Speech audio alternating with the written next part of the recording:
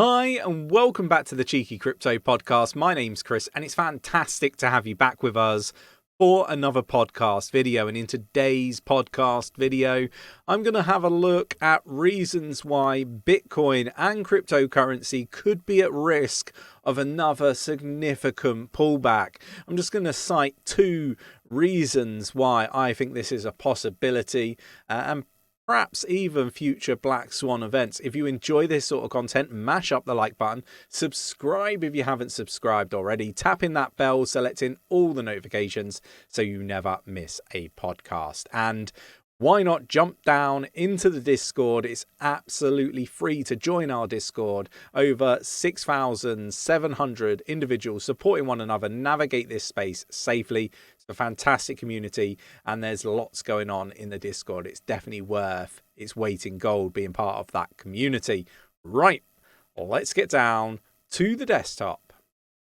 So I'm going to start, if I can get my words out, with the banking sector. And, we're just going to look at it from the UK perspective right now. However, with that said, I think that this is a worldwide issue, and it's not just, the UK that's going to have these issues.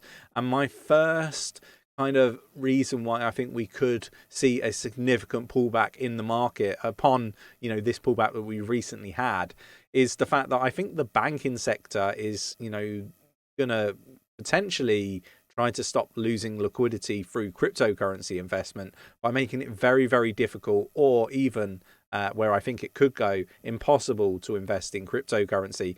We're seeing the likes of Nationwide banning credit card payments. We saw this from HSBC recently, and that doesn't concern me. I really feel that those credit card companies and, be it the banks or Visa or MasterCard, they should stop people investing with credit because, you should only invest what you're willing to lose. And if you're losing, a credit card company's money, in essence, that isn't your money to lose. So look, I'm completely on board with that. I don't think you should be able to invest with a credit card. It should all be done with disposable income. So completely aligned to that. But I think this is just one aspect, one sign of where we're heading. I think they'll start with the credit card aspect of things.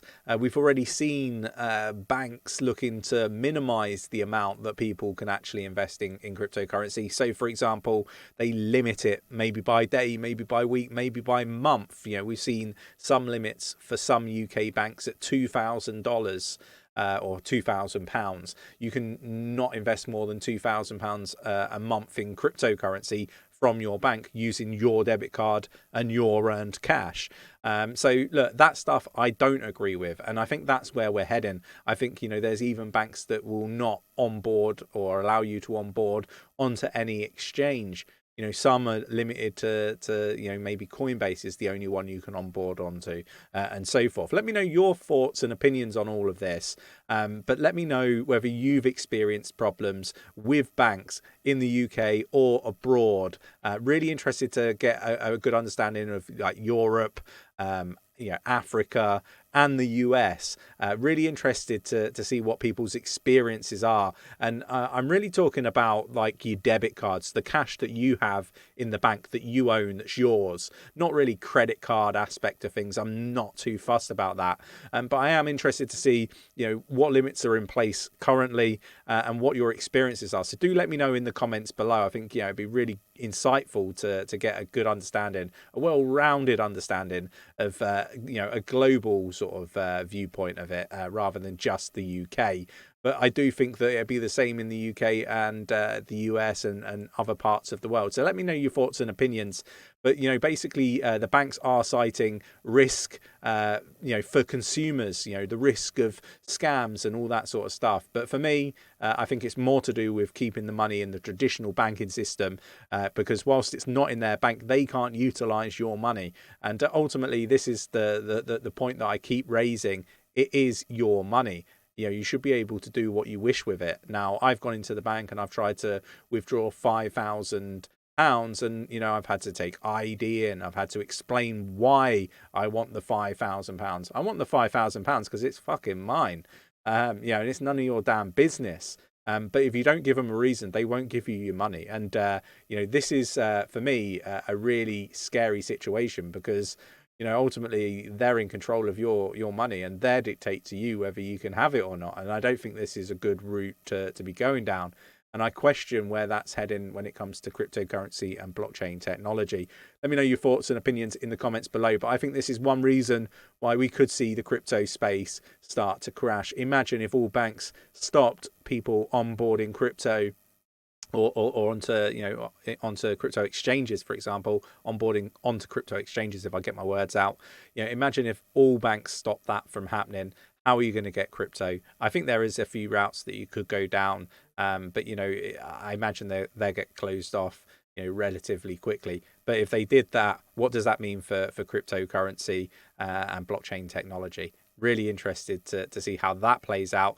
We've got this article here, first mover Americans, crypto markets shrinking on Silvergate. So again, we have seen the issues raised around Silvergate, struggling financially and virtually on the verge of collapse. And we've seen many exchanges citing that they're closing those avenues down around Silvergate. So again, another reason why we've seen the recent pullback. But how deep can this go if these sorts of things continue? And I do believe that we haven't seen the true bottom for Bitcoin just yet, and I think that we are just waiting for that little movement, that thing that just that one thing that just tips us over the edge. And I think the market is very, very volatile and positioned that it only needs a small event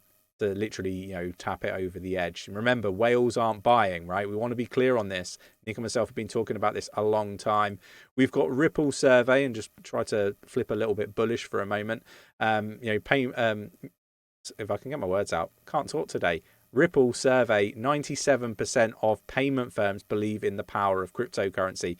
Look, for all the negative stuff that is positioned out there, I want to be really clear. Blockchain technology, cryptocurrency is going nowhere. And we get into these moments of fear within the market, where, all this negativity comes out, and, regulations and the SEC, looking to ban this and stop this company doing that.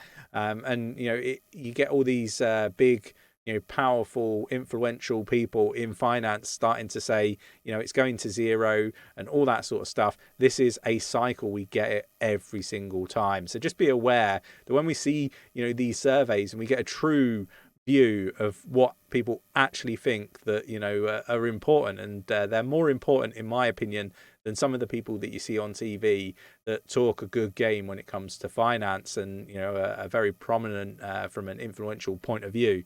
But this is the stuff that really matters. People, in the firms, and the firms being surveyed themselves, for me, is holds far more weight than an individual influence in the finance sector, for example. So let me know your thoughts and opinions on that. We've got bankrupt crypto lender Celsius reopens withdrawals for certain custody accounts. So look, they paused the withdrawals back in June, citing extreme market conditions. Well, they're on the verge of bankruptcy is the real reason, and they went bankrupt. But look, this is interesting to see. So look, this isn't going to be open for people that perhaps were in the lending side of things. So, but it is a move in the right direction. So we should be aware of that.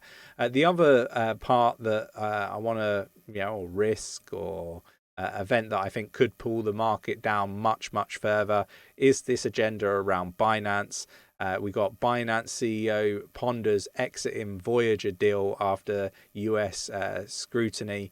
And I wouldn't blame him, to be fair. I think the way that ZZ has been treated is not the best. But look, I can't see him pulling out. I really can't. I think he's made his decision. Binance can't keep its story straight on misplaced 1.8 billion USDC. The agenda around Binance continues. I really do think that Binance have done a tremendous job, stand-up job when it comes to the amount of FUD that has been going their way. I'm going to treat it as FUD because I'm yet to really see anybody back anything up with real hard evidence. Now, either, 𝗕𝗓𝗓's a fantastic scammer that has done a tremendous job in covering his tracks, or, this is just absolute nonsense and, it's people throwing accusations around that are unable to back it up. But where is the risk? The risk is that, Binance go under. The risk is the agenda takes on, another level of, I guess, impact on Binance, and maybe they're able to stop people from being able to access Binance all around the world. We just don't know. There's huge amounts of corruption. I think this agenda is really all centered around the FTX collapse, and really more about the FTX collapse than it is Binance doing anything wrong. Let me know your thoughts and opinions in the comments below. Personally, I think Binance will be okay, but the hate and the agenda against Binance, has taken some traction. We've seen the impacts, but Binance has held up really, really well. So it's going to be interesting to see how everything plays out. Do let me know your thoughts and opinions on Binance, whether you think Binance collapse or the banks stopping people from onboarding onto crypto could be those black swan events that see the market dump to new lower lows. Let me know your thoughts and opinions in the comments below. If you enjoyed today's podcast, mash up that like button, subscribe if you haven't subscribed already, tap in that bell, selecting all the notifications, and I will catch you in the next one. Take care.